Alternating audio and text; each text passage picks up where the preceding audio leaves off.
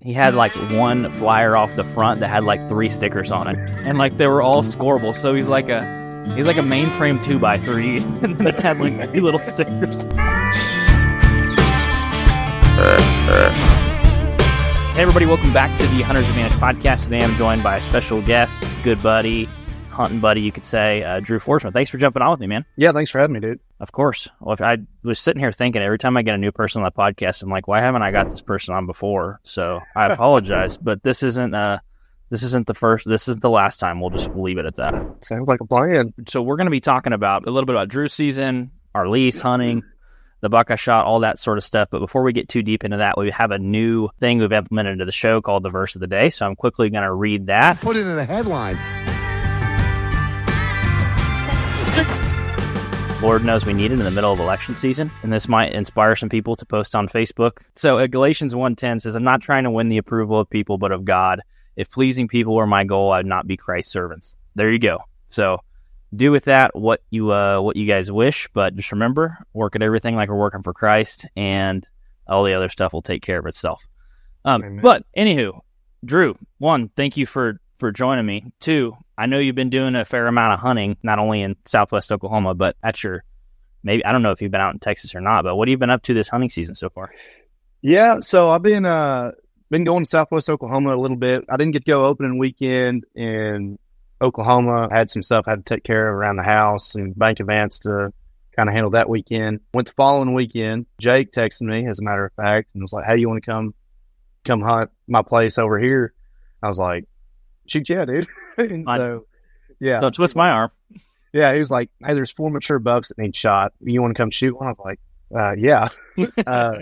So went hunting there, shot a buck, was unable to recover him, hit him high shoulder, quarter 2, as you're aware. He ran off, wasn't able to find him. Done a little bit of hunting at home. Nothing too crazy. Sat with Jace, my brother-in-law, a few times, shot a hog once, seen a handful of deer here and there, but nothing too major at home. Then just got back from a little hunting trip, Southwest Oklahoma. Was able to get 1 buck, get him down on Friday. Was able to do it with Jace, which was really fun. It was kind of a surprise deal. He kind of hopped in. He had a bad wind. Where he was going to hunt was in a bowl, and he got down there and realized the wind was blowing right to the feeder, and so he hauled butt over to me and set up on top of a knob and was able to film for me a little bit, and we just got to enjoy one another's company. And then I got to do the same for him the following morning, but he had a little mishap. His cam flexed and hit the top of the blind, and was not able to get the buck that he was after, but no biggie. He's back in there, so we'll get him come November, or we'll go back up next. That buck that you shot, I think that's pretty typical of what one looks like in drought country. Is that a buck? Is that a buck you had been like after a while, or you got a lot of bucks that look just like that? Well, so he's a buck that we called him. For everybody that's not aware, I shot a 115-inch 5.5-year-old 8-point, just a super standard, like Christian said, drought-ridden kind of desert canyon type buck. Yeah. Nothing real crazy about him, but he was a mature deer. He was a 5.5-year-old buck that we had on camera for probably 3 years. That's up for debate whether we had him on camera for 3 years or not, because we called him Triple Beam. And for obvious, we get real creative with our naming. He had a triple beam off of his right side last year for sure, and you could tell it was him because he had a 115-inch left side that looked like he'd be a 115-inch type deer. And the year prior, we had another triple beam buck that was on the same side, looked really similar, but looked like he was going to be a hoss in 2 years. And it's kind of defeating to think that it was that's what he panned out to. But whenever you don't get rain, that can be what happens. So he was a deer that it was just a mature buck, and score is what the score is. There's nothing you can control as far as inches. All you can control is age class, and whether or not you can control that's even up for debate as well. So he was a mature buck. So we were Jace wasn't super excited about shooting him. And I thought, don't let that bull step out in front of me. I'll pop his butt. Dude, I'm a sucker, because if you're in a state that has multiple tags, they're like, hey, I got a 105-inch 6-point that's 6 years old. I'd be like, okay, yeah. If he wants to die, send me in. I'm in. Yeah. It's like, hey man, I'll be the fullback. I'll go punch it in for 2 yards. Dude, one of my favorite bucks I ever shot was a buck I shot off the 110, that funky freak deer. And people are like, what does that deer score? I'm like, probably not 60 inches. Like, realistically. And the only reason he get to 60 is because he has 4 mash measurements on each side. That'd be exactly. It's like that 5-point Jay shot at our lease. Oh, yeah. Last year. He was like, I was like, how do you want to shoot wart nose? He's like, dude, maybe a state record 5-point for sure. Yeah. Which I don't know. Was your buck was Mr. Funky? Was he a 5-pointer, or what did he have for score or for? So he was an 8-point, but he was like he had like one flyer off the front that had like 3 stickers on it, and like they were all scoreable. So he's like a mainframe 2x3, and then it had like 3 little stickers. So when he came in, all I saw was like, you guys will have to go look on Instagram if you don't know what I'm talking about. This is probably the weirdest looking deer. He literally has a handlebar on one side. He came in. A ball cap with him. Yeah. He came in and he turned, and I looked at him and I was like, that's the weirdest deer I've ever seen. And when I shot him, I texted a few folks like, how big is he? And I was like, he's like a 15-point, I think. All I saw was just like stickers and stuff everywhere. And I was like, he's not big, but he's the weirdest thing I've ever seen. They're like, what do you mean describe him? I'm like, I don't know how to describe it. Like, it's the weirdest rack configure. He's got a 14-inch G2 on one side and then nothing on the other. It's like, I didn't know how to describe it. He had some pretty stacked up brow tines, if I recall right. Yeah, like a 7 or 8 inch brow tine on one side. I was like, which is insane. Yeah, it just like had some great attributes and then just decided to leave off the rest. It's like he got the 30% rack and he was like, I think that's good. I think that works. What can I do to make this just look as weird as possible? Yeah.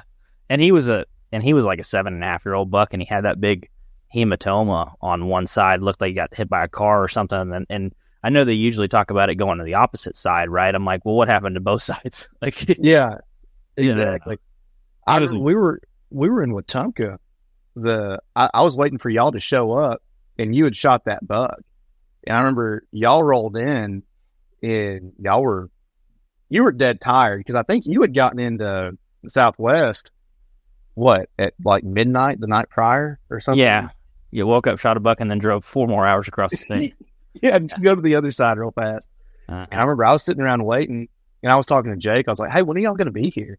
And he was like, oh, we're on our way. We're going through, wherever. I was like, okay. I was like, was everything good? He's like, yeah, Christian shot a buck. And I was like, oh, heck yeah, dude. And I remember Jake was like, yeah, he told me it was a 15-point. And I was like, he told you it was a 15-point. I was like, dang, let me see this thing. And I think he sent a picture, you sent a picture, whatever. And I was like, bro, what are we counting? Are we counting all the knalding? Dude, it's horrible. All I saw was just little bitty stickers. I was like, it was the weirdest deer to ever characterize. I was like, he's not big, but he's weird. I only saw him for like 30 seconds. Yeah, he's a neat buck. So you went and hunted Southwest. You shot an 8-point and that was a pretty textbook hunt for you. You went out, got on the blind, just came in and just walked him. Yeah, pretty much, put him on a leash. Well, right now it's kind of funny, the hunting in that part of the state. That's the first buck I've shot on that property since 21, since I killed that 160-10. Mm-hmm. Jace has killed a 7-point. I think he killed a 7-point there in 22. And then I didn't kill anything there last year. Nobody did, for that matter. And then this buck. So it's been, historically, I've been hunting there since 05, and it's produced good deer, but I've also seen it, at its worst in 2010 and 2011 during that historical drought. I hate to say it, but it seems like we're coming up on pretty similar conditions out there. But other than that, whenever it's good out there, it's money, man. You just got to sift through, you get 1 in 5 years or 2 in 5 years that are slam dunk years where you can just go out and, have opportunities to, mature bucks. And then, come rut, there's 5 more that you have no idea where they came from because there's no food or water. So they just haul from, that big wheat country up north, or, follow the river system from Texas and get in. That's cool. You shot some really good deer out there. My brother shot it's a 4.5-year-old buck that was probably 110, 115 off of WMA one time, and they were aging them and stuff, and they were That buck was like 105 pounds live weight and like 115 as a 4.5-year-old. They were like, "What's up with this? Like, this is a mature deer. Like, this should be a big one." And the biologist was like, "Yeah, 4 years ago we had a really bad drought." It was like, fetal programming or whatever goes into it. He was like, "This is what 100%. This could have been a giant, but he's born on a drought year." And you don't think about how that affects him, right? Like on these couple drought years, are we going to have in 4 years a crop of bucks that are like, "Aw, what's up with that?" Well, it's interesting too because this spring we had such a wet spring. Like out there, like our turkey crop, our poults. I mean, there's more poults this year than I've seen, in the last 5 years. In this turkey season, whenever I hunted out there, I saw just a huge group of jakes. And it seemed that way every year or every place that I hunted this season, just a pile of jakes everywhere. So it's interesting. It's like February, we got some rain. March, it rained a substantial amount. April, it rained a fair amount. And then it kind of let in May. I think it rained a fair amount in May up there, as a matter of fact. But then summer hit and it just shut off. I don't know what it's going to do because those does, they were dropping, they're going to be dropping those fawns, April, May, sometimes into June, depending on when they get bred. It'll be interesting to see, in 4 years. But man, these bucks, the bucks that I shot, so the buck I killed, there was 3 bucks with him. One was a little forky. One was kind of a goofy 8-point that looks similar to this deer right here. Just real forward and long beamed, but nothing for tine length. And then him. And the 8-point that I did not kill, that was tall and goofy looking, he bedded down underneath the feeder and just sat there and waited for it to go off twice. He bedded next to a juniper tree the first time, and then the buck I ended up killing walked in and got too close to the feeder, and he stood up and ran him around a little bit, like, "Hey, buddy, this is my place," Mm-hmm. And so then he bedded like right underneath the feeder. Jace got some footage of that, and it was like, dude, what the heck is going on? And then the buck that Jace ended up shooting at the morning after that, I heard him come in the feeder pen at we got set down at 6:24, 6:23, somewhere in there. Jace fell asleep. I was awake. Once I get awake, I just stay awake. And so I was sitting there thinking about, everything underneath the sun. And I hear some crunching, and I was like, what the heck is that? It was like 6:35 or something. We had just got set down. And I pulled my binos out, and once it got light enough, the 7-point that Jace was after was bedded down underneath the feeder there too. I'm like, dude, I don't know what's going on. I guess they've just been born. They've been born in these feeder pens, and they know when the breakfast and dinner bell ring, because it's like you look around and there's nothing else for them, unfortunately. What would you do if you had to fight over 80 kernels a day? You're like, no, this is me. This is me. Yeah, a mouthful of sand. There's no telling how much sand you're getting in there. Because there was that little forky horn, he would go and eat, and man, he must have had allergies or something. We should put some Zyrtec in there to kind of cut it for him, because he was getting a mouthful and just sneezing. It's like, dang, awesome. Dude, this sucks. That would suck. What a miserable existence if you have to be showered with it in the morning and the evening. You're like, it's okay, I'll get more if I sit here. Dude, I've got a picture of some of them. They're just doing that. They're just sort of bracing for it. And they're those all-season feeders too, so they've got some torque behind them. It's like, I know they hurt. Is it the ones that are real small, real low to the ground, like the little rectangle ones, or different ones?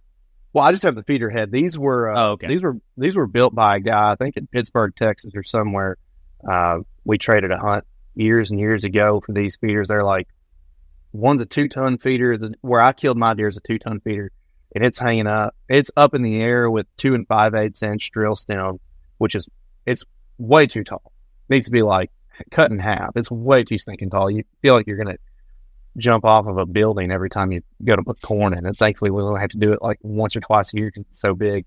Mm-hmm. But I just took those feeder heads off of the all-season feeders, and they've got the spring in them, so cows and varmints, they can't get in there and spin it like they do at our place, and they just slam shut. So it takes some torque to get that plate to come down and where it can sling some corn. I've hunted over some of those all-season ones, those little short stack ones. And we ended up buying one of those game winners as like a knockoff of that little short stack. I'm like, this is awesome. It's like nipple high to put stuff in. Yeah. This is no ladder required, no archery target required to get up on top of it. yeah. No Reinhardt block, baby. Yeah. Archery tournaments happen at the Lease every weekend now, I guess. Yeah. It's going to happen in 2 weeks, so I got to get ready whenever I get back in there for 9. Let's talk about this buck. I guess you call him the curly brow 10. I just call him that big one. That big, yeah. That big buck that we've been seeing. So heck, we should have called him the turkey spur 10 after getting that measurement. If you guys are anything like us, you love being in the deer woods and chasing big bucks. But there's another part of you that has that itch to chase other big game species. If you've ever dreamed of chasing black bear, mule deer, or moose, Alberta, Canada is the land of opportunity for these adventure-style hunts. Each year, hundreds of first-time visiting hunters from around the world come to Alberta for the options, quality, and accessibility that the land offers. With over 1,800 Boone and Crockett entries and endless possibilities of taking multiple species on a single trip, Alberta is truly a paradise for a big game hunter. This is why we partnered up with the Alberta Professional Outfitters Society. To check it out, go to apos.ab.ca and click Find an Outfitter. From there, you can browse all the different big game species and hunting styles that fit with what you want out of the hunt. Or you can send a free hunt inquiry through the Follow the Lead tool, and the outfitters who have what you are looking for will reach out to you directly. So make sure to check out apos.ab.ca to learn all about hunting in Alberta and get connected to the right outfitter for you. we should. That turkey spur is, gosh dang, if they needed like one for National Geographic, that's what it looked like. I'll cut you a piece of antler off and show you what one looks like. The shape, everything. It was perfect. Perfect. And even not, over 2 inches. That's a hell of a turkey spur, but it's no doubt. It's pretty. But nice so, Osceola. Yeah, Osceola, exactly. So you and I have been on this lease together since 22, I think is the first year we got it.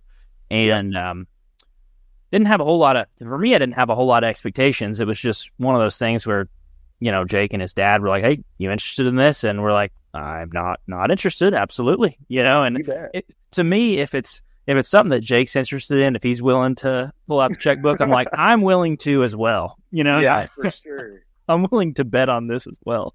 So we went in there, and obviously you found a pretty good spot to put a feeder and a camera and a stand. And so we went in that first year of 22, and I can't remember, and I didn't even notice. You sent me some of the photos from 22 of this buck.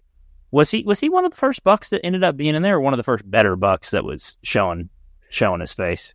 So it was kind of funny, in 22, whenever we got that place, I can't remember what I was doing. I might have been up there noodling or just hanging out with everybody. And Jake and Tanner and I had gone into this property, and we'd ridden around, and I want to say it was towards the end of July, and we didn't get anything on camera for probably a week or two. And I was like, man, there is too much sign in here for there to not be any deer. And then all of a sudden, I believe we got an 8-point with no browse, and he showed up for like 5 days straight. And then it's like God just opened up the floodgates on bucks. And that's whenever those pictures that I just sent you, that's whenever all those bucks came in. And that was what, August 13th or something was the date. Yeah. So whatever that is, 2 weeks or 3 weeks of nothing, and then all of a sudden we've got like, I don't know, 5 pretty good deer showing up.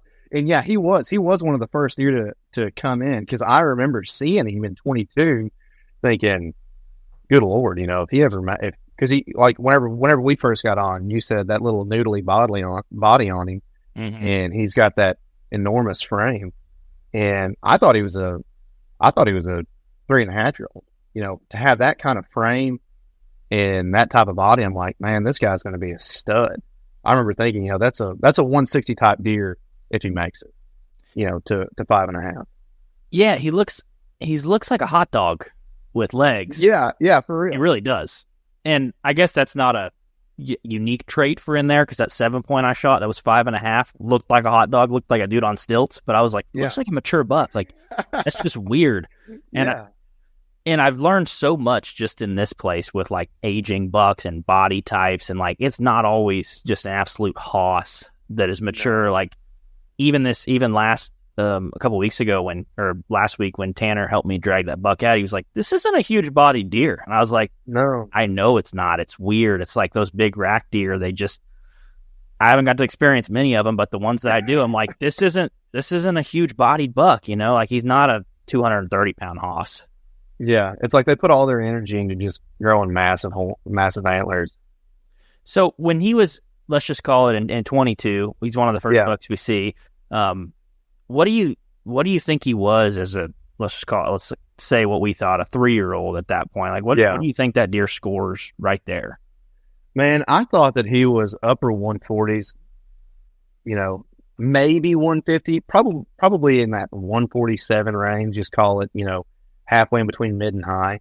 Mm-hmm. I thought he could have bumped 150. We didn't get any hard antler pictures of him that I can recall in 22. So it's hard to tell from those velvet pigs because, you know, they look like they're 10 inches bigger than they really are. Oh, huge, yeah. In velvet. So, I mean, there he looks like he's maybe high or low 150s. So you take 8 to 10 inches off of that, and you're at mid 140s, maybe upper 140s on him. So that's kind of what I thought he was. And you know, like I said, we never got any hard antler pictures of him. In 22. Well, it's odd. If we did, I didn't pay attention to it. I don't think we did because I watched that camera like a hawk, or whatever camera I had didn't get a photo of him. Maybe an SD did or something. But this buck, it was cool because, you know, there's some bucks, you know, obviously year to year you can tell most bucks apart, but some of them change, right? Some of them at a point here. He stayed that frame, the same frame shape, same eye guard shape, the same tine ratios, like picture perfect every year that we got pictures of him. Yeah. It's like if you were to take a photo of a frame on a deer and you were to say, okay, you're at 80%, now go to 90% full potential, and now go to 95% full potential. It's like, and keep everything the exact same. The only thing that's different on him is that turkey spur kicker off his left base. That's the only thing that changed. And maybe that brow got a little bit more, you know, spindly corks, you know, maybe it put on a little bit of character, but other than that, I mean, he's almost a clone of himself, which is, you know, kind of counterintuitive to say. But. Yeah, well, I'm looking at that. There's a picture of him from behind that year, and you can tell that one eye guard's like an inch longer than the other one. Like it's the perfect ratio. So he kept all of his characteristics. So in 22, we never, like you said, never got any hardhorn pictures of it. We hunted that place. In 22, you're talking about rut as rut's kind of peeking up and coming around the corner. You had some really good rut hunt in here in 22, didn't you? Yeah, I had a great rut hunt. So I had only hunted this property because we didn't get any, you know, they kind of turned off on pictures at that place. So there was a buck that we called the wart-nose buck that I alluded to earlier, that Jace killed, that, you know, monster 5-point. He was coming in there, and I was actually going to go in and shoot him. I had driven up from my house in Northeast Texas, and I met Jake at his house, and I was like, man, because prior to that, I'd shot 2 does out of there. I think in middle of October, Jack and I wanted to have just a doe whacking weekend. And so imagine Jack wanted to kill a bunch of does. I was like, dude, I'm game. Let's go kill them all. And that place has a pile of deer. Oh, yeah. So I was like, that'll be fun. So shot 2 does out of there, and that was the only 2 times I'd hunted it. And my big lease further west of this property had been producing some good deer. So I was really just gonna make a pit stop, hang out with our buddies, Jake and Jack and everybody else, spend the night in a good bed, possibly, before I go and stay in that rat's nest of the place I was staying at in my big league. Preparing for war, yeah. Yeah, exactly. Maybe take a shower, you know, before I go out there, enjoy the last bites of civilization. So I had no idea really what was going on. And Jake leased a piece of ground, I believe, about 1.5 miles to 2 miles south of this place, just for cattle, you know, just for grazing. And at that time, Jake had Steve coming in at his you know, mountain place, which was a tank of a 12-point that was, you know, who knows what he actually scored, but he was, over 170. And so I helped Jake put a ground blind out and put some ground corn out, and I was late to get in the stand. And Jake was like, man, and I was kind of down. I was like, man, I don't know if I'll even hunt because I'm going to be late and the wind's kind of so. Was it hot too? Yeah, it was hot, man. It was November 7th and it was hot. And it was, so that tree stand where we have it, you've got about a 12-inch wide butt to sit on, and then you're leaning forward like this because that tree just sticks right into your back. So it's not very comfortable, but it's the most productive stand I've ever set in my entire life. So anyway, Jake's like, dude, you never know what's going to happen. I've got this property where I'm running cows just south of here, and there's a split G3 buck that's 150s. He's a really nice deer, and for Jake to say he's a nice deer, he's a nice deer. Yeah. He's like, and it's November 7th. You never know what can happen. I was like, you know what, you're right. I'll just suck it up. I've driven all this way. I'm going to go hunt. So I get out there and I sit down, and I'm not sitting down but 10 minutes, and it's kind of windy too. That was another one of the reasons why I was being a girl and not wanting to go hunt. And so I sit down and I hear what I think is a tree squeaking together in all the wind. And I was like, kind of sounded like a grunt. I was like, it's probably a tree squeaking. And then it happened again. And I was like, man, that was definitely a grunt. And as you knew, we had a bunch of young bucks coming in. And I'd actually thought that deer was a young 10, which I referred to the young 10 as the deer that you ended up killing. And I saw a doe run in straight to me, and I'm facing west, and it's 4:30, 4:45 in the afternoon. So the sun's right in my eyes, and I see a doe, and I see a deer tailing her, and I'm like, it's a buck. So I take my bow off the hook just to be ready in case it's something worth shooting. And I put my rangefinder up, just trying to see what it is. And I can see this buck making a scrape, and I can just see beams. And I was like, he's got a good frame. I don't know what he is, but he's got a good frame. And this doe runs straight to me, and she starts going to the north just a hair, and I had a southeast wind. And I'm like, if she keeps doing that, she's going to win me for sure. And she stopped by the grace of God where she did, and then turned back south and was 13 yards in front of the tree. I was like, man, if that buck takes that path, he's toast. And I'll be danged if he didn't do it. He took that exact path, and I saw him, and he got out of that sun, and I thought, that's a shooter. And so I get turned, and he's running straight at me, takes the exact same path as that doe, turns south, goes in his broadside. And I'm like, that's a stud. So I drew back, and I put it on him and shoot him at 13 yards through both shoulders. And then he turns and runs back to the northwest, kind of the direction he came. And I saw him from behind, and they always, they look outside. Oh, they look so big from behind. Oh, dude.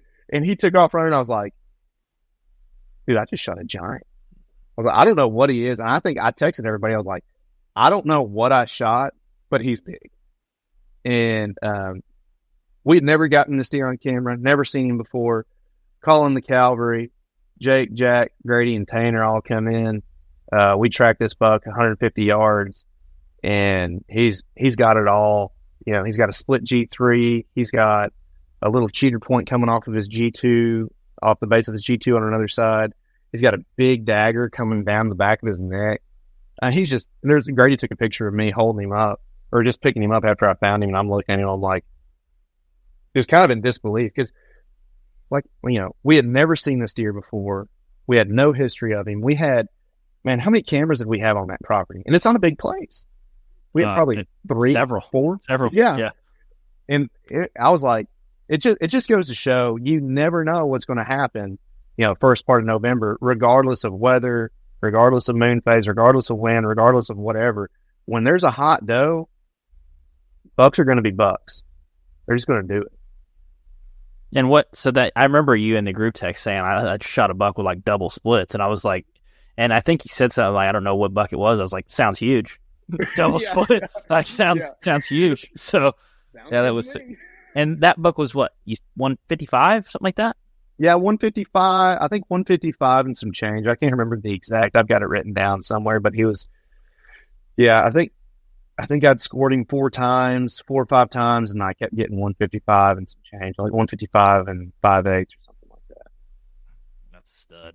So yeah, a lot of extras. that helps. I'll take them. I would take them. So we had 22. That's the first buck. You know, you setting the tone. That's a pretty good first buck to knock out of a place. And I'm like, okay, we still had there was still that 10 that you ended up shooting last year. He was in on that place, and he started showing up fairly consistently in like the end of November and early December. And I was like, and he had let's just call it an ugly cousin that was a 19-inch wide 7-point that would come in with him. And I was like, okay, had like 3 of them. Yeah. Oh God, there's so many 7 points in there. So many 7s. So I went in there like December 7th or 9th or something like that, and I went in and rifle, I think, wasn't it? Yes, because I was still wearing orange. Yeah. Yep. And I said, whichever one of these comes in first is getting shot. And so I got up in the tree. I was like, there he is. 7-point walks in. I was like, there he is. Well, there he is again. That's another 7-point walked in. I was like, there he is again. And then, so I have 3 7-points with me, all 4 on the same side and then 3 on the other. And then the last 7-point, the 4th one, walks in, and it's that wide one. And I was like, oh, God, there he is. Thank God I about shot 3 other 7-points before. And to be fair, it would have been God's work. It wouldn't have hurt anybody if I'd have shot any of those 7 points. Lord, no. But we had like 4 of them come in. I shot that buck, barely hit him above the white patch in his belly, but I heart punched him. He ran like 20 yards and fell over. So that kind of wrapped 22. And that was for that year. We never, apart from velvet, we just knew, hey, there's a really good 10 in here. There's a really good velvet 10, but never really saw him out. And I'm sure he would have looked a little more spindly than he did in that velvet pick, because he kind of looks good in the velvet pick with the. Dude, he looks like a stud in that velvet pick. Yeah, he got me excited whenever I first pulled that card, and I was like, "Oh man, I'll take it." Yeah. So fast forwarding to 23, the way I remember it, he shows back in the summer. I think we got a few velvet picks of him, and then he really was never. He was never really a homebody. He was never really a regular in that place. He's kind of sparse here and there, right? Listen, guys, we wouldn't be able to do the podcast if it wasn't for you all. So we just want to say that you guys are greatly appreciated, and thank you for following along each week. And speaking of support, we are partnered with Out on a Limb Manufacturing, and I can tell you from firsthand experience, Matt and Chase are great, down-to-earth guys, and they make some of the best saddle hunting products out there. Whether you're looking for a set of climbing sticks or a mobile, lightweight, hang-on tree stand, or maybe you're even a one-sticker. You mean tree Pilates? Yes, tree Pilates. If you've been to the grocery store or the gas station lately, you know that Uncle Joe is doing his absolute worst to take all your money. That's why we need hunting gear that lasts year after year. And trust me, I've been rocking the same Out on a Limb Shakar climbing sticks for 4 years and the Ridge Runner 2.0 saddle hunting platform for a few years as well. This gear is built to last. We can confidently say that Out on a Limb is the best bang for your buck. And it's the best gear if you want to deflate a big old buck. Ooh. Make sure you use code HNTA15 at outonilimb.mfg.com for 15% off anything on their website. So if you can show them the same support that you guys show us, please go to outonilimb.mfg.com and use code HNTA15 for 15% off at checkout. Now let's get back to the podcast. Yeah, no, he was never consistent there. He like you said, we got a handful of velvet pictures of him. It would be like a 5-day stretch. He'd come in every morning or at least in the evening or something like that. And then I think he might have showed up one time in early October, like maybe the 15th or the 5th or something. But nothing to really stick out. He was always kind of in the back, just passing. And you and I were after 2 separate bucks. You were after that. What was he? He was like 142. Yeah. He was 140 on the dot. Like he was a lopsided 10. He had a really nice side, and then the other side looked like he just said, let's shrink that by 30% and put it on the other side. Yeah, if he had matching sides, he's a 150-10 all day. Yeah. I can remember getting a picture of him from kind of quartered away on the back on his good side, and he's just a hoss. Yeah. Yeah, he came in opening day, and I shot him. I was like, well, that was the most non-dramatic hunt I've ever been on. Yeah. But you had a little bit, and people have probably seen this in the video that we put on YouTube with listening to the podcast. We've that buck I shot, immediately the buck, the 10 that you're hunting, the one I'm talking about hunting in 22 that never showed when I was hunting him, he shows up immediately after I shoot this Yeah. buck. I'm like, of course. Yep. And he was the bigger buck of the two, not by a whole lot. Not by He was the much. bigger buck of the two. And I just remember looking at the body and being like, oh, what the heck? I was like, that's a 6 or 7 year old buck. Like, that's a freaking toe. Yeah. Like, looked like his neck was sculpted out of marble. And that buck was a beast. And you pretty much hunted him that whole year, didn't you? Yes, my wife's story, she called him the crazy ex-girlfriend buck, because every time I think I was over him, he'd come back and get me ready to go drive 5 hours, and I did it a handful of times. But so those were the two main bucks we were after that year. And you spent no time. You spent no time. So one day. You were efficient. And I hunted until January 14th, and because of my own foolishness, I got to hunt until the end of the year. I missed that 144.10 twice. But anyway, we got a picture of your buck on the 27th. You got a video of him on what you called your big cams. Remember that? Yeah. And I remember you sent it to me, and he was kind of he was acting a little ruddy, towards the end of October, and he had come through and he's swole up a little bit, looking like a freaking stud as he is. And I remember you sent it to me and you're like, what do you think about this guy? I was like, man, I think that's that young 10. I was like, I think he's 4.5 years old. I think he needs to go another year. And you got paid back for not tagging out opening day on that 144. You got the Lord rewarded you on that one. Well, I remember getting that picture of that. It was a video. There was a video I had, because I had one camera looking at the feeder and I had another one like just on video, and I got video of that 10 coming in. Because, you always get the pictures, and depending on an angle, if they're up or down or far away, it's like, it can kind of distort it a little bit. But when I got the video and he's kind of turned, I was like, oh gosh, dang. It's like, that's, and he still kind of looked like, he's obviously a mature buck, but he looked like, man, he still got a little bit he can put on. He still looked a little spindly, but just framey and time length and everything else. Just the kind of deer you're like, that deer has mass. He's freaking a mega. Oh, for sure. Yeah, and I think I went in, and whenever you said that to me, I was like, oh my gosh, I can't believe he's made it. Because, I can see anybody, like we said earlier, this is not a large tract of land. It just has the right stuff to keep deer. But there are other people that hunt, very close. And I could easily see somebody seeing that buck and being like, just tattooing him. Because it would be, if I had no history with that deer, I would have tattooed him. Because he was just gorgeous, just super framey, just a textbook 10 that you're after with, what was he, 12-inch, 13-inch G2s and 3s or something like that. He pretty much maintained that like the year prior as well. So you sent that to me, and I was like, oh man, I hope he makes it one more year as I'm chasing this, mid 140s, 6.5-year-old, That's kind of the hard part of managing a place, right? Is, you got a buck that obviously is going to make you happy. A mid one for anything that's mature is going to make you happy. So we're chasing probably a 5.5-year-old. And I think your buck was he probably could have been 7.5. He was old. He was mature. I've got his job on in my freezer. He's 6.5. He's got the classic dishing on that fourth tooth. So I think he's a 6.5-year-old buck at least. Yeah. So we're chasing those. I get one. You're chasing that one. That 144. That beast of a 10. And when did you have an encounter with this buck in person? So I had an encounter with your buck. Let's just call him the turkey spur. The turkey spur 10. That way, we're referring to a lot of 10s here. So the turkey spur 10. Yeah.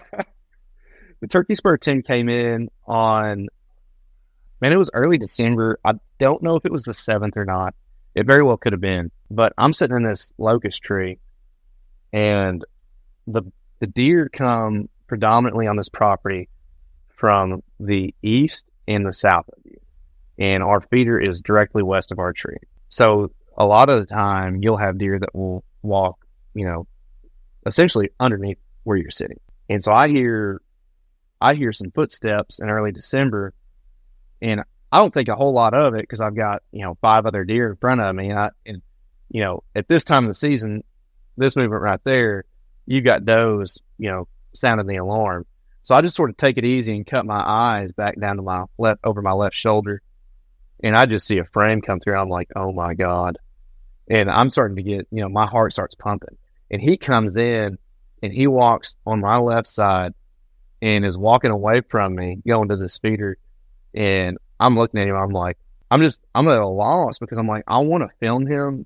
First, I want to shoot him. Yeah. Okay. That's what I really want to do. But I was like, man, I believe this deer to be 4.5 years old. And he's a mid 150s, 4.5-year-old. If he's able to make it to 5.5, he's a no doubt 160 class deer. And those are so few and far between. I would feel like I was robbing that deer of his potential if I were to shoot him.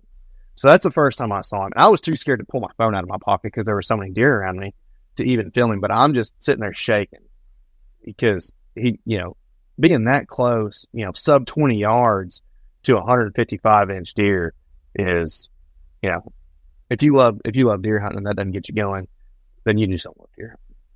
So Yeah, you don't love it enough. no, exactly. So that was the first encounter I had with him. And then I had probably 2 or 3 after that. And each time I saw him, my heart would just start pounding. But it's, I had my sights set on a particular buck that we knew was a no doubt mature deer because he was mature in 22. I really wanted to shoot him in 22. And you can see in some of those pictures that I sent you the turkey Spur 10 that you killed. That buck that I killed in early 24, in the 23, 24 season, he's in the background, and you can tell he's mature at that time as well. You think that the 10 that you killed in early 24, do you think that buck was about the same size the year before? Did he get any bigger at all? No, I don't think he did. He might have put on like 2 inches or 3 inches. He might have been right at 140 in 22. He did. Whenever I killed him, he had a 1 1/8 inch kicker off of his base, similar to he's like your deer if your deer just decided to only grow a body and not put any emphasis on rack.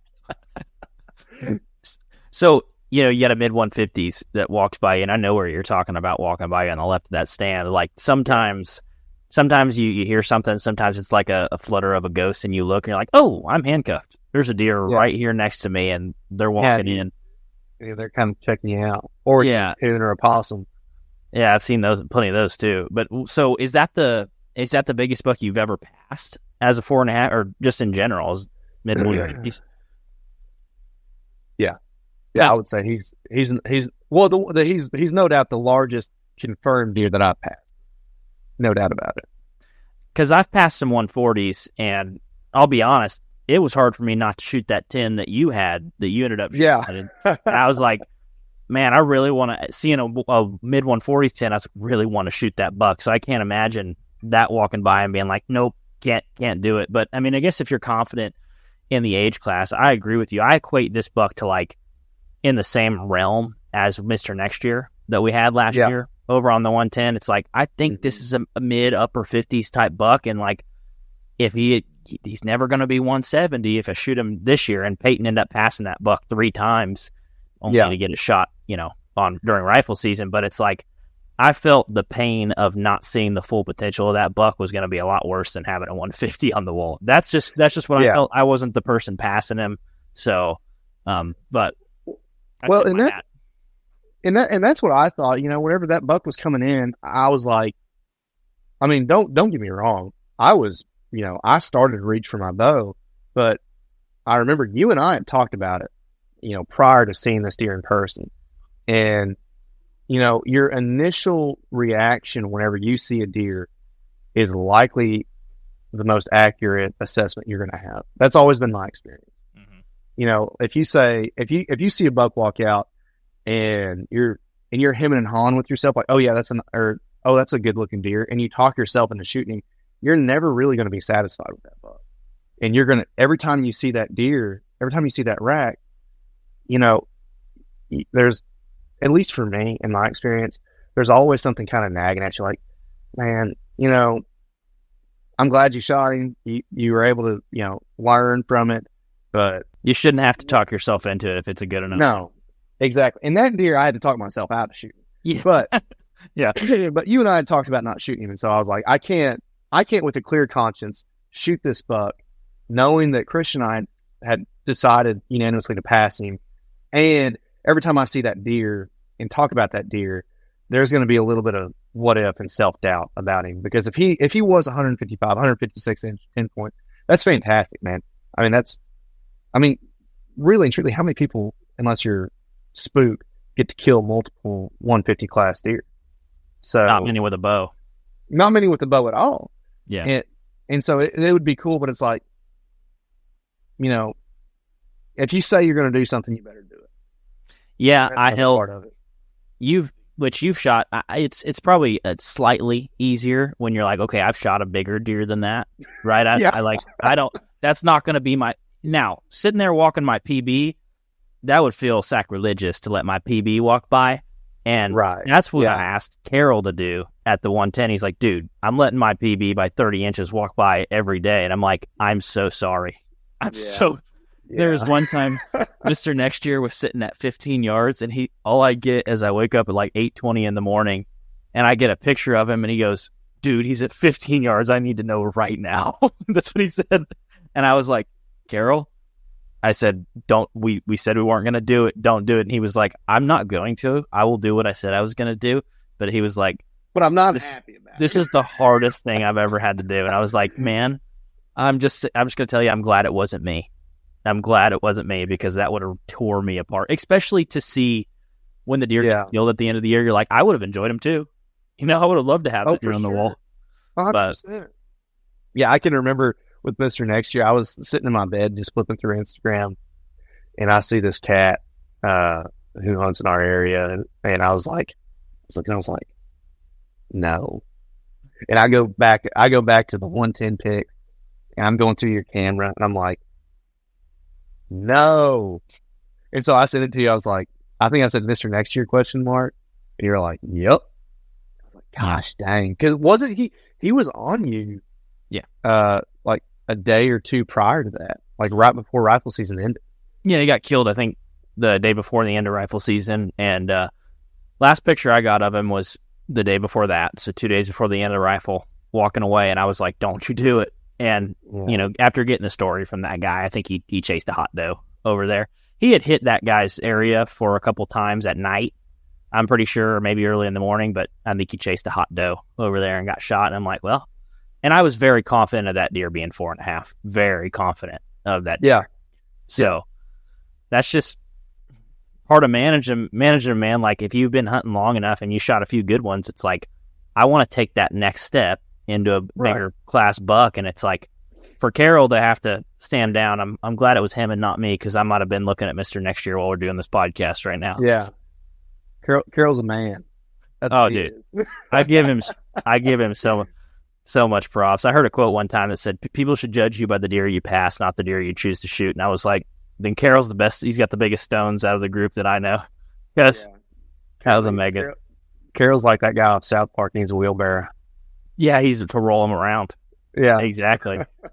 Yeah. So you had a few encounters with Turkey Spur or Turkey Spur 10 that year, and you had him in bow range several other times apart from that first time? Oh, yeah. Yeah, 2 or 3 times I had him, and I'm just sitting there watching him, and it's like, man, he's just got long, skinny legs and a tight racehorse type body. Every time I'd see him, he'd get me excited, but it's like, I've seen him. Where's General George Patton? I need him to show up. It was kind of a vendetta for me last year. I felt that was personal.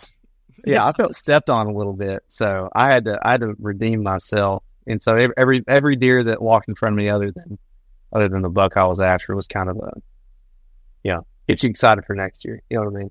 Yeah. Well, that so we had pictures of him. You'd see him in person, and it's always fun to kind of throw trail cam pics around with buddies and stuff. So, what do you think this deer scores? What do you think this deer scores? And so fast forward to 24, this buck shows up again, And we had pictures of him in velvet, shedded velvet, kind of was becoming a little more of a consistent buck. And we're like, okay, this is kind of weird. And I remember getting those post velvet pics and starting to speculate. And that's when you started to kind of, I thought he was probably a mid-50s type of buck. And you were like, dude, I'm telling you, this deer was 150s last year, mid-50s last year. And you're like, I don't know if it was the camera angle of the Tacticam or whatever it was, but it was, I just don't think the cameras besides your SD cameras ever did him justice on the cameras. It's funny, because he was, I can remember, so it was September 7th. I was going to Oklahoma City for Grady's wedding. I think you were going to pick up Jake and Benita. Y'all were getting ready to go elk hunt. Yep, we were going to Mexico. Yep. Yeah, because you had just got back from pronghorn hunting, and I was like, bro, you drove from Nebraska to Austin back to Benita to go to New Mexico? Yeah, not a smart man. But I was like, hey, whatever. And so I remember talking to you going up to Oklahoma City, and because you had sent me the pictures of him, because we were like, man, I don't know where this buck's at this point. And you sent hard antlered pics, and I'm fired up, and you're like, man, I just don't know. I don't know. Like I think he's probably mid 150. Isn't that what you thought he was? Yeah, I thought he was like 156, 157, something like that. Yeah. I thought he was a couple inches bigger than he was the year before. Yeah. And I remember a general theme down there, right? You're always like, yeah. And then you see him the next year, you're like, yeah. And so I remember looking at him as I was driving, which don't do. And I was like, man, he's got better mass. He's got good time length. His time length just, it grew, even if it grew 5%, it's better. And that 5% over 4 time measurements that's going to carry quite a bit on 4 on each side. So you got 8. And then you look at his brown tines, and his brown tines are freaking huge. And then you've got the turkey spur off his base. And it's like, I was like, dude, that's a 2-inch turkey. That's a 2-inch kicker. So right there, if I thought that he was 155 last year, you increase that by 3 or 4% and then tack on 2 inches to that. I was like, you're looking at low 60s, maybe 164. I thought he would top out 164, 163. But, for sure low 160s. And it really was that you're really able to tell once I pulled that SD out of that Browning and started sending it a little bit. I think you might have actually killed him at that time. By the time I pulled the SD out of that car. Well, you had sent me some that were like from a lower angle. I don't know if they were from your cell cam or the Browning SD, but I remember showing people, but what do you think of this deer? And, they're like, I think he's probably, I had some people tell me like, oh, it's upper 40s. I was like, dude, you're smoking crack. If you think this deer's upper, like, I know what it takes. It takes a lot to be 150-inch 10. Like, you got to have absolutely. Everything. And absolutely, you see that number thrown around a lot. And I'm like, I'm not trying to throw this around on people, but I was like, I think you're smoking crack if you think this deer is upper 140s. Like, I can show you what an upper 40s look like. He doesn't have 8-inch eye guards, a 7-inch and a 6-inch eye guard. No. I was like, score this deer with 2-inch eye guards, and they would score it. And I'd be like, okay, now add 10 inches on that. They're like, okay, yeah, I can see it now. To me, it always throws me off when a deer has good eye guards because it's such a unique trait. It just doesn't happen. So people get used to scoring frames with 2-inch eye guards on each side, right? And it's like, right, now add on to that. That's kind of what I thought about him. Well, and a lot of the time, whenever you're looking at those 10s, your 4s are going to be the weakest part of the deer that scores. Your 4s or your brows, depending on the deer. So if you have, 4 or 5-inch G4s, you're looking at a pretty good buck, depending on what he's got else, throughout his rack. And that deer had, over 4-inch 4s. And then you're looking at his brow tines, and his brow tines are double what his 4s are. It's like there's no way that a deer with, 22, 23-inch main beams that has 10 scoreable tines, or, 10 scoreable points, 8 scoreable tines, in, respectable mass. Because another thing that's sneaky about that buck is if you look at it's his right brow tine that's so tall, right? Yeah. It doesn't come off of his burr, but maybe 2 inches before his beam, like because you have to take your mass measurement at your weakest point, right? Yep. So you don't have a whole lot of real estate to work with for that first H1 measurement. And then you have the turkey spur on the other side. Exactly. And so you're really pigeonholed on that buck where you can get your first mass measurements, which for him was his weakest characteristic. And by God, that's a heck of a weak characteristic to carry. If that's your weakest one, then you've got a dandy on. Bow hunting is a game of confidence, and the last thing that you want to be thinking about when you're at full draw on a giant buck this fall is, I hope this broadhead does its job. I prefer a reliable, fixed blade broadhead that's tough, flies great, and penetrates deeply no matter the arrow setup. And that's why us guys at the Hunter's Advantage shoot Vantage Point archery broadheads. And just a few weeks ago in September, I laid down my first bull elk with the VPA Omegas. In my mind, there's no reason to risk messing with a broadhead that can have a mechanical failure when you can get a super tough, reliable broadhead that's sharp and flies great, and you don't have to worry about the thing failing on you. And if you needed any other reason to choose VPA, they're 100% made in America. To check them out, go to vparchery.com and make sure to use code HA10 at checkout for 10% off your next pack of broadheads. Once again, that's vparchery.com and make sure you use code HA10 at checkout for 10% off. Now let's get back to the podcast. Yeah, he was sneaky. And one of the things I remember you saying was he's framier than he looks. He's wider than he looks. And I was like, looks 16 inches wide, Yeah. And I don't know if it's the tine's coming back in or how the beams go out and come back that give an illusion of narrowness, because even taking photos or when I FaceTime you and I shot him, showing you him, I was like, he doesn't look very wide. I was like, dude, he's a lot wider than he looks in this. Yeah. And that's what you kept telling me. You're like, dude, he's 2 inches wider than you think. He's a lot framier. Yeah, because you were like, he's 16 inches or so. I was like, man, he's at least 17, maybe 18 inches wide. I was like, he's got some width to him. And that picture you posted of him head on, you can tell. And I really think that buck, he doesn't look like, he doesn't look like a 160 because everything he has is very good. I won't say exceptional, but very, very good. He's an A- on everything with a great frame. And so there's not one thing that sticks out. Like, if you have a 160 class deer or a deer that scores 160 and he's got, he's actually a 150, a low 150s, but he's got a bunch of cheater points and stickers coming off. I mean, hey, I'm not going to dog somebody for shooting a deer with a bunch of cheaters and a bunch of treasures, as our friend likes to say. And I agree. There's nothing that you did to put all that on him. So, I mean, shoot him. But you got to remember, too, that kind of, whenever you see all those stickers coming off, that is something that catches your eye that says, well, maybe he's bigger than what I think he is. Maybe, he's got more than what he should on his frame that he's working with. Where this buck, he's just a clean stud. You know what I mean? Yeah, and I keep going back to the eye guards because I've never really shot a buck that was great for score, right? I've shot bucks that are impressive on the frame, or have a lot of tines, 12, 13 points, and you're like, okay, that buck will score real good, but they either lack mass or they lack tine length, which you think about having a lot of tines. It doesn't really matter if you have a lot of tines if they're not long, right? You can have 15 tines if they're 5 inches long. It's like, cool. 112-inch tattoo does a lot more work. But this buck, and you don't hear it very often, but the buck was built to score.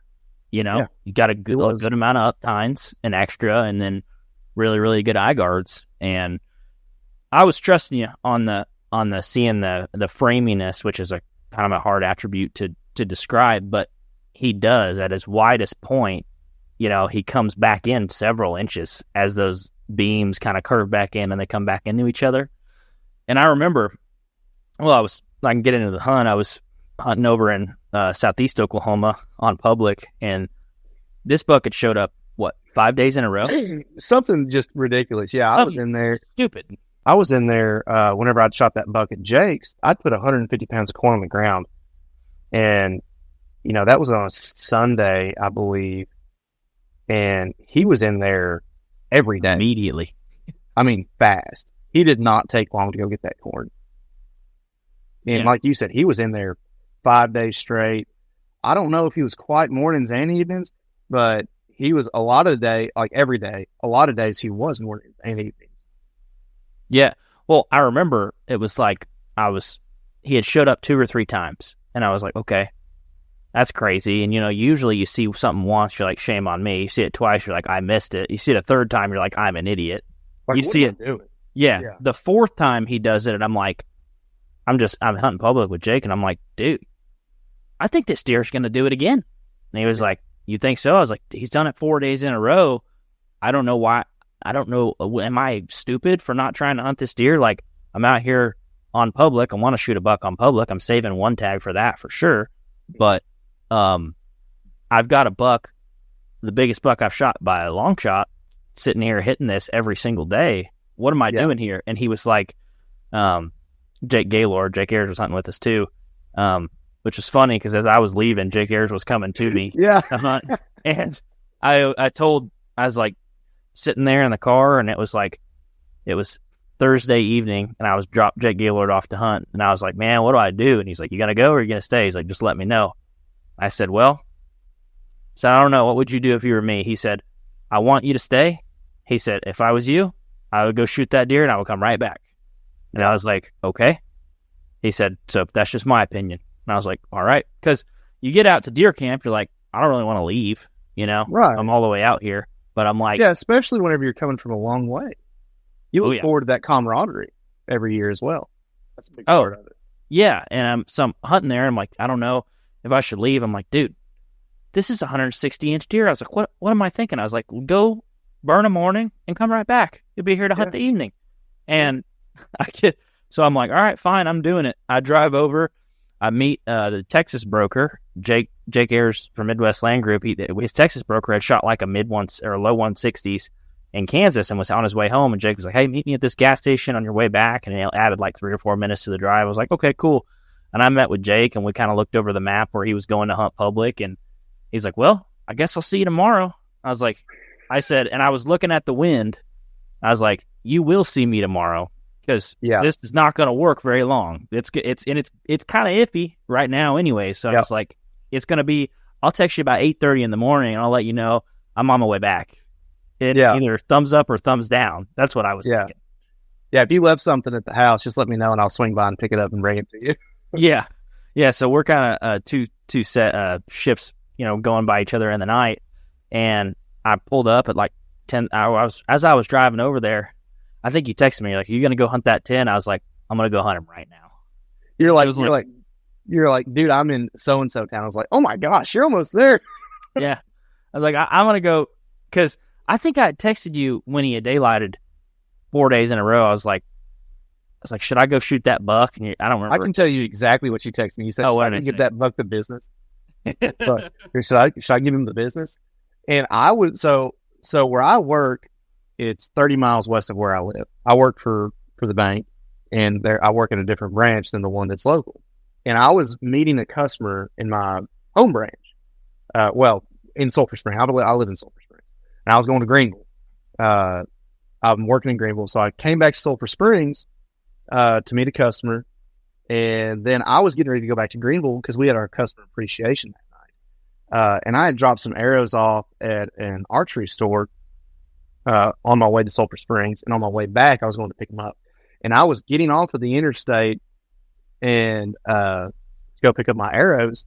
And you texted me and said, you texted me before and you were like, that buck daylighted again? And I said, yes. And that was on my way to Sulphur Springs. On my way back from Sulphur Springs, you said, should I go give that buck the business? And I was like, I remember going, yes, you should. I mean, selfishly enough, I was. I mean, how could you not awesome be? Buck. Yeah, I was like, yes, you 100% should. And I thought you were still in Georgetown. I was like, man, this man's dedicated. Good on, because I couldn't go until this past weekend. Mm-hmm. And I was like, this buck's going to screw around and disappear once all this corn's gone. And we're going to be looking back going, what were we thinking not having one of us go up there and kill this deer? Yeah. I mean, and that Take a would day off of work, do something. yeah, that would have been devastating enough to me to have, have that buck just disappear from our lives altogether. And I even told, so where my office sits, I sit in the corner, and we've got a little breezeway, and the market president is in just past that breezeway, and I've got my tacticams up on my computer. Whenever I get in the morning, I'll check emails and go through and see if what bucks are doing what.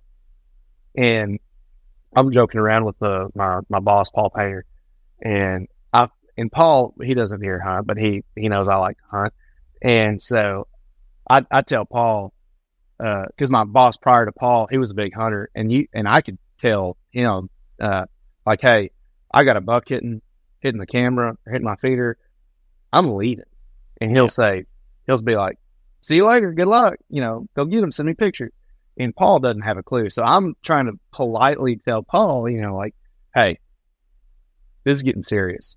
I told him, I said, Paul, I said, we're gonna have to get serious about this. He was like, about what?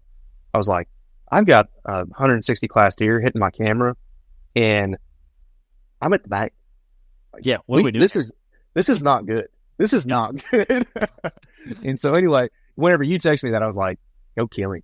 I was texting the story. I was like, Christian's about to go smack that buck. And like I said, I thought you were in Georgetown. Then when I called you, and you're like, no, I'm hunting so and so out in the other part of the state. I was like, oh, well, then absolutely you should. You've already accounted for being up there to hunt. Yeah. Whether you're over here, it doesn't matter. You're already there to hunt. You need to go hunt. It's just gas money at that point. Who cares? Yeah, that's right. It's just depreciation. But I mean, you already depreciated your vehicle. So yeah, no. I drove all the way over there. We talked about it on the phone. I was like, I said, as I go over here, I said, this will be the first morning he doesn't do this, but I said, he's done it 4 times in a row, whatever. Let's give it a shot. I drive. We got more mature bucks in there too, because I was at the customer appreciation. You're like, text me all the bucks that are mature in the spot. So I'm in my truck and I text you. I was like, I'll just call him and talk to him about it. There's a tight rack, heavy 9 in there, and it's crazy because it's like he's like a cousin or something of this buck, because they both have exceptional eye guards. I'm like, that's a weird characteristic. That's not normal. There was that one. There were several 8s in there, and I was like, well, I said, I'm going over here to shoot this turkey Spur 10, but I'm like, this other one comes out, I'm probably going to have to shoot him, And I remember you saying, like, well, wait till, what was it, like 8:30 or something? He's like, and if they come in after that, shoot one of those other ones. And I was like, that's a pretty good plan. Yeah. That was what I was thinking. Yeah, I was like, man, if he's not in there, if Turkey Spur's not in there by 8:30, and you got another buck, kill him, because he's not coming in at that point. Well, so I drove out to Sayago by myself, and I pulled out this is where my rooftop tent literally like went clutch, because I just popped out. I just climbed up my little ladder, and I was like, all right. And I wasn't very, that Lease isn't very far from Sayago, so I just got up in there and I slept. Dude, I had a feeling, I was like, I'm going to get a shot at this buck. I don't know if I'm going to kill him, but I feel like I'm going to get a shot at him.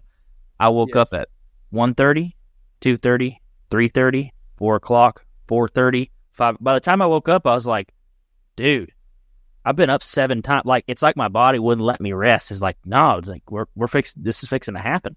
And I was waking up every hour. By the time I woke up, I was like, dude, I'm exhausted. So So did I sleep? At all. And that's usually really good sleep. And I got 2 inches of memory foam in that rooftop tent. And so I was like, all right, well, let's give it a shot. So I got ready. It's kind of chilly. And I remember getting out there, snuck in. And of course I checked the camera, and I'm like, for sure. Of course, I'm about to cross the fence into this bedding area. And I'm like, there's 2 deer right there. So I was like, frick. And it was like a 6 point and a doe, like a little dink and a doe. I was like, well, the best deer to scare off, if there's before anything else gets in here. This is at like 6:20. So I get over the fence and I find the nicest log that I can. I was like, that'll work. And I went, and I broke it, and it was, they took off running. I was like, and I literally just drove like 4.5 hours. I'm like, what a start to the morning. What a great morning, busting deer off immediately. And I get up in the stand, and I pull out my camera arm to put my big camera on the tree. And I get the strap around the tree, and I hear something coming in. I'm like, gosh, dang it. Like, So I just slowly put that back in the bag. I put my GoPro or my Insta360 camera out. I was like, that'll have to work. And of course, dude, I mean, still before light, here comes like, you know how it is in that spot. It's like just a little weaving of spider webs all throughout that bedding.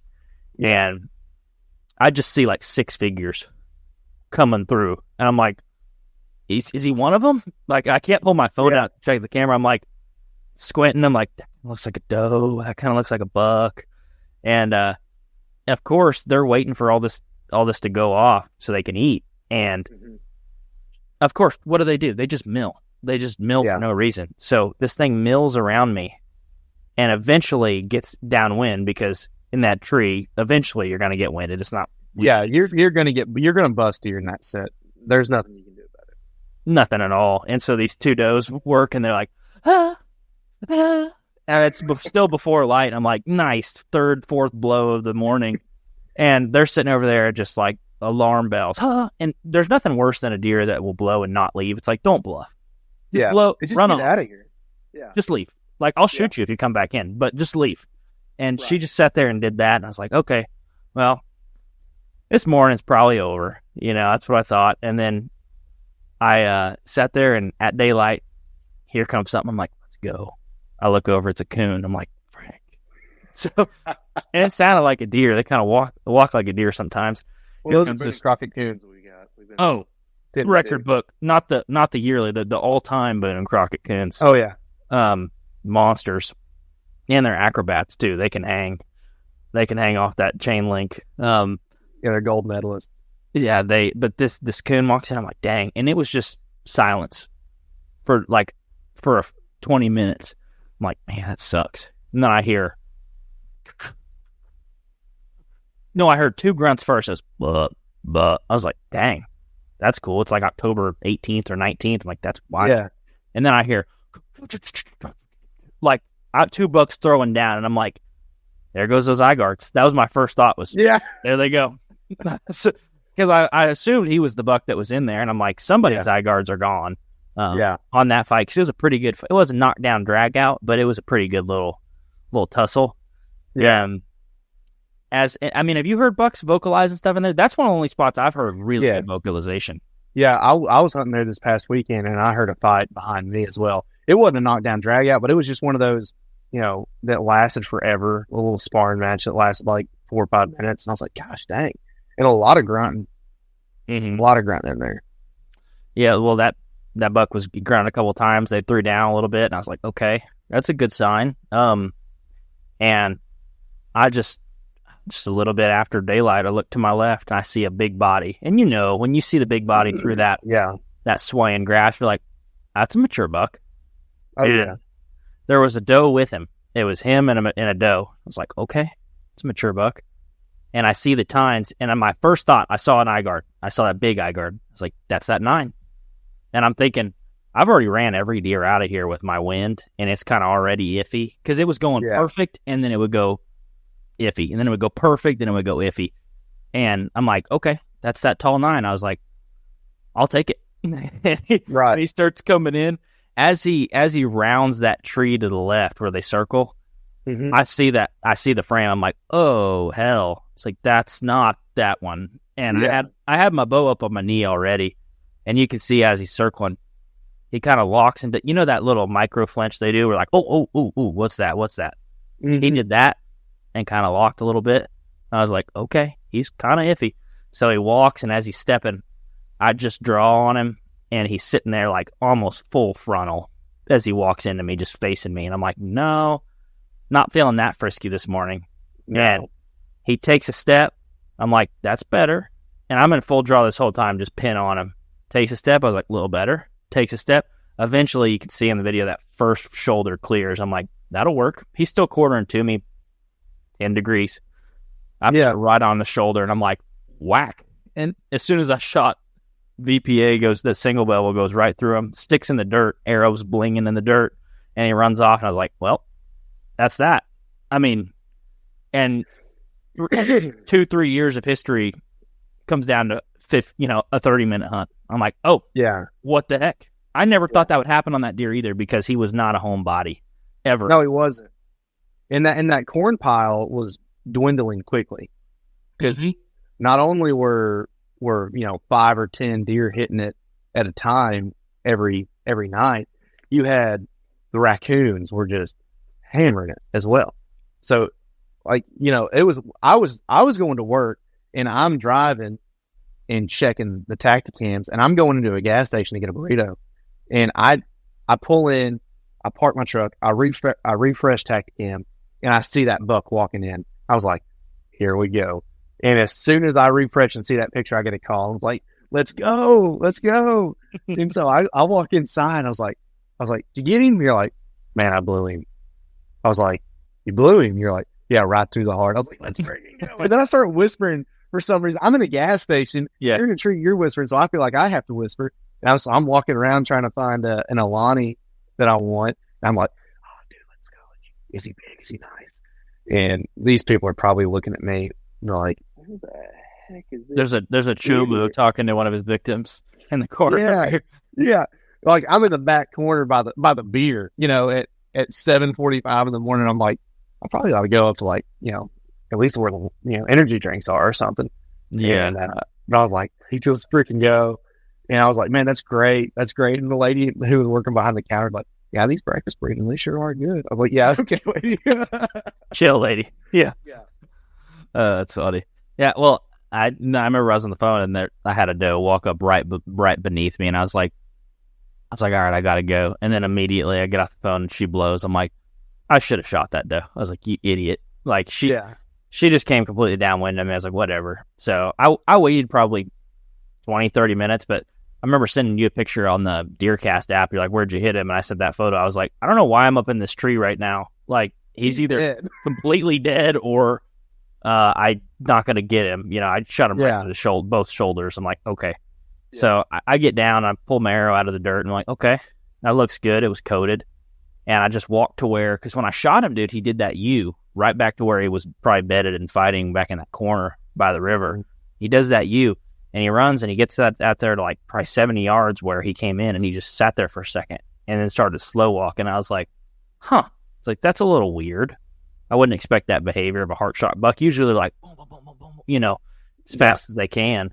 And then he kind of trotted off again. I was like, okay, that's weird. And I went in there, didn't find any blood. It's like, weird. And I looked to my left, and I just see it sprayed on the grass. I'm like, okay. And I walk, spray, walk, spray, spray. I'm like, okay, I got something good. And I'm walking, and I'm like, man, I'm getting pretty close to this fence here. And I'm looking for blood, because I don't like to look in front of me, because the more I look in front of me, the more I get disappointed. Blood trails. And the less likely you are to focus on what you need to focus on for blood. Exactly. And so I did that, and I'm like, okay. And I was like, well, I'm getting close to the fence. I kind of want to see how close to the fence I am. And I looked up, and I just see that on the side. Eye guards. Yeah. This is what I see on the side. That sucker right there. Gosh dang, dude. Just laying like this with the eye guards down. Yeah, it's just like the best view that you can have. Well, he's just, dude, the eye guard, I'll show the other camera. The eye guards from the back is like, if I saw this running away from me, they'd be like, what'd you miss? I'd be like, 170-inch deer. He would giant. He would grow 5 inches every time you tell the story. Oh, yeah, he'd be 190 by the end. But no, I walked up to him, and the first thing I did, of course, grabbed him by the beam, and you kind of pulled the head up. And when I did that, I was like, Drew was right. It's like, he's way framier. He's 18 and a quarter, or 18 and an eighth inside. And I was like, this deer does not look 18 and an eighth. But then you look at him from the top, and you're like, he is framier. He's a lot more impressive in person. I had a guy. So he's a big deer. I know. I had a guy message me on Facebook, and he goes, 162? Yeah, right. And he was being serious too. He was being really mean. Tell you, buddy. Put me the bully. Well, I let Jake score him too, because I'm like, I don't want to give him anything that he doesn't have, right? And Jake definitely won't. He's not going to give you. He's not going to. He's not going to give you any. If you show him a trail cam pick, you're not getting any extra inches, and it doesn't care if it hurts your feelings. If he scores a buck, he's not going to give you anything extra. And he was like, yeah, I think this is 160s. I'm like, oh, dang. If Jake thinks it's 160s, I was like, this is definitely probably a 160s. Yeah. It might be 170. We scored him, and he, that one side, I added it up, it was like 72. I was like, okay. So we're in the chip. Yeah. The other side scored like 73 or something. I was like, started doing the math. I was like, that's a lot of inches. I was like, that's without spread. Carrier one. Yeah. He's just a gorgeous buck. Everything you could want in a 10, and just the turkey foot was just turkey spur is just a little more. More. But it's funny, Jack, we're guessing scores. I forgot what I guessed. I think I said 163 and an 8 or something. Because whenever you FaceTime me, I'm in my loan meeting, and I'm talking about this deal that I've got. Yeah, I look over, I hear my phone buzz, and I look over, it's FaceTime Christian Babcock. I'm like, all right, so anybody got any questions about this deal? I'm like, I'll wrap it up. I want to see this buck, man. mm-hmm. And so whatever, and we get done, and I step aside, and I pick up the phone, and I'm looking at him, I'm like, oh my gosh, he looks so big, dude. I was pumped. And I was like, man, he's 163 and an 8 is what I guessed him at, I think. And Jack was, what did Jack say? 159 and 7/8. He could, yeah, the most Jack score. He's yeah, not going to quite give it to me. yeah. He's big, but he doesn't impress me. That's what that score said. 159 and 7/8 was that. Which, and you know what? What's funny is without that kicker, he was dead on. It's like, of course, Oh yeah, no, literally. But he's a stud. He's a giant. Anytime you get anything, I say he's a giant. He is a giant. Some people might say, boy, giant, whatever. Yeah. I don't give a care, dude. I mean, shut up. That's a giant buck. Anytime you break 160, that's a giant. In my eyes. And I pulled the jaw on that deer, and I think you might have passed a 5.5-year-old 150s. I think I did. I said that, and I showed Story. I was like, look at this jawbone. She was like, way to go. I was like, oh, well, whatever. It was only a 155. Yeah. Well, it just, every year I'm reaffirmed and amazed, like, what I don't know about deer age. And because that one buck, that lopsided 10 that I shot last year, I was like, I know this is a mature buck, but body doesn't really look that great. And he was 5.5. And then I shot one in the same region down there that was 40, 50 pounds bigger and was still 5.5. I'm like, man, they just all wear it so differently. So that buck has a noodle body. Too. Yes. Yeah. That one too. This one has a noodle body that he could have been a noodle body 4.5-year-old, which you would have put that on Facebook on that QDMA page, and they would have been like, no, that's not a 4.5-year-old. That's a 3.5-year-old. Yeah, you've been chastised. Yeah. And the reality is we don't know, but I really do think you passed a 5.5-year-old 155. I probably did. I think I did. Did you send those teeth off the lab tomorrow? I ordered a kit. Yep. Okay. Deer cool. age kit. I got to know. Cool. Yeah, dude. I mean, you got to exhaust all your resources. It's what, $45? You might as well. Yeah. Well, it's cool. It's cool. I mean, I know we've taken a lot of deer off that place that we lease, but I really think we've done we've done it and managed it in the upper echelon of age class on the 95%. All those bucks that we shot are 4.5 and over, but I think the majority of them were 5.5 plus. Yeah. I'm trying to remember what that 155 was. I remember whenever I shot him, I was like, I don't know what he is. I don't know what deer this is. I don't know how old he is. I don't know what he's going to score. He's a big deer. And he's at least 4.5. He's a mature buck. He came in chasing a doe and I killed him. I remember texting that in the group, like, I don't know how old he is. I don't know what he is, but he's dead somewhere. We got to go find him. And I pulled his jaw and I'm like, 5.5, and then you're 7 point, 5.5. And then that buck that you killed last year, I mean, he with the blown out jaw, what did that deer come back at? 5.5. Did he come back at 5.5? Okay. Mm-hmm. And then that 144.10 that I killed, 6.5-year-old deer. And then this buck, probably a 6.5-year-old deer, and just a little string vein of a body. But, all that tells me is we're just going to start flinging for science. We're Yeah, I have a suspicion that's a 3-year-old 140, but there's only one way to know. I got to ground there's only check it. one way to find out. I've seen too many different shapes and sizes. And I know people always say it's like people, some people are 18 years old, 240. Some people are 18 years old, 120 pounds. And you kind of you're like, yeah, but there's not that sort of variation. I don't know if there is in the deer woods, but I've seen it. I can't really tell much when a buck's over 4.5. I'm like, it's either 4.5 or like ancient. You can tell when one's 8.5. You're like, that's about to die. Yeah. It's like, are his joints still, are like his ligaments still there? Like, is he still being held together by anything? Yeah. When you feel like you could draw and shoot him and him not run off quick enough, you're like, okay, that's probably a mature buck. But yeah. No, I mean, this is it's a testament to being able to, one, pass a good buck and let him get to his full potential, and two, just trying to implement the right management strategies and shoot the right bucks in there. It's like now there's room for a buck like that to get big and call it home. It's a full circle moment. It was really cool, and I'm tickled pink with him. Oh, how could you not be? You know what I mean? Whenever I was talking to you, I was like, well, what are you going to do with it? I was like, are you going to, just boil his head so you can look at him for longer? And you're like, well, I'm going to skull cap him. And you're like, my taxidermist, he doesn't really like it. I was like, and you're like, but who cares? Like, yeah, dude, you got to look at that thing for a while. Like, I still have my buck that I shot, that 115-inch deer with me, because it's like, I'm not done. I'm not done looking at him, especially with my track record with taxidermists, Oh, yeah. On that 3-year plan.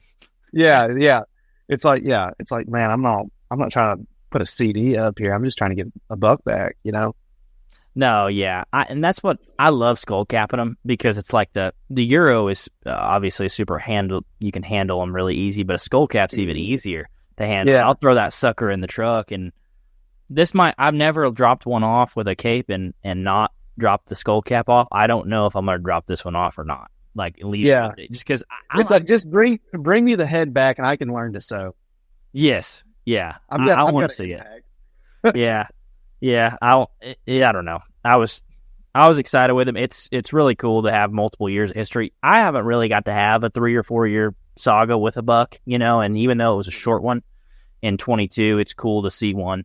You're always, because that's what you're doing every summer, right? You're speculating this buck is going to be this, and hopefully this one will be this, and then getting to see it, 147, 155, 162. It's like, okay, this buck's, he's trending in the right direction. Yeah. And who knows, maybe he would have been bigger at 7.5, but this is his final destination. This is his final destination. Yeah. It's like, and it's really cool because, you hear a lot of people talk about letting deer get to the age that they need to be and having history with them. And, passing 4.5-year-old deer, you even hear people like in South Texas passing 5.5-year-old deer so they can get to what they need to be. But I mean, realistically, the average person that hunts, they're not going to get an opportunity to do that. For somebody that goes out, a handful of times during the season, you go hunt the opener bow, and then you go hunt during rifle season. If you see a good buck, by all means, pop him. If he makes you happy, shoot him. But I've seen a lot of deer on that big property I have out west, where I passed and I've never seen them again. And at that time, whenever I was doing that, I had over 5,000 acres that were contiguous. So the notion that, you can pass a deer and have them, not, and be able to close and write that final chapter for him. I mean, that's something that's super special that not a lot of people get to do. And so it's something that's really, really cool. And I'm just happy to be a part of it. The little bit that I was. I mean, it's just super exciting to get to see. It is super exciting. It takes a team and people passing that deer, because he could have took his final destination last year, or I'm sure there's someone that passed him as passed him as a 3-year-old too, and you see it, those stories, like like Peyton and Mr. Next Year, it's always, and that name is so ironic because it's always, every buck is like, well, what about next year? You know, You never will be. well, yeah, what about next year? And you're constantly waiting for that, and it seems like they never come full circle. But in this situation, it did, and it didn't for Carol. And it's like, oh man, I was telling Carol, I said, man, when I go to heaven, if I ever go early, I said, once I get all my sins listed out and, you know, I'm kind of good and wash white, I'm going to say, hey, let me see Mr. Next Year at 5.5. Show me, please. There's many deer like that I got to see. For sure. Yeah. Well, that's the full story of the turkey Spur 10. Gosh, I can't. You know, I got to name these bucks beforehand. I was actually looking at it today. There's like several little antler chips from where, on the main beams on that 3 where he got into it with another buck, it's probably that morning that I end up shooting him. But we appreciate you guys listening, and man, I appreciate you coming on and help share the story. I feel like I couldn't tell it without you. Yeah, man, I'm glad you had me. I'm, you know, whenever you want to, it's no big deal. I'm just super pumped for you. You know, that's something special. Like I said, not a lot of people get to do it, and I'm just happy to be a little piece of it.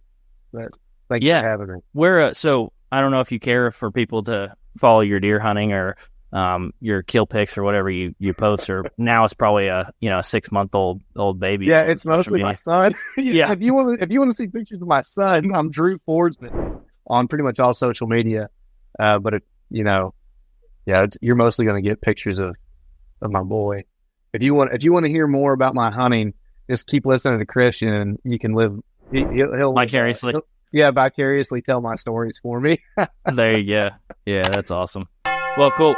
Make sure to everybody that's listening, if you're listening on YouTube, make sure to subscribe. If you're listening on the audio platform, Spotify or Apple Podcasts, make sure to leave us a rating and review. And with that, we'll catch you guys in the next one. Peace. See y'all. Thank you, man.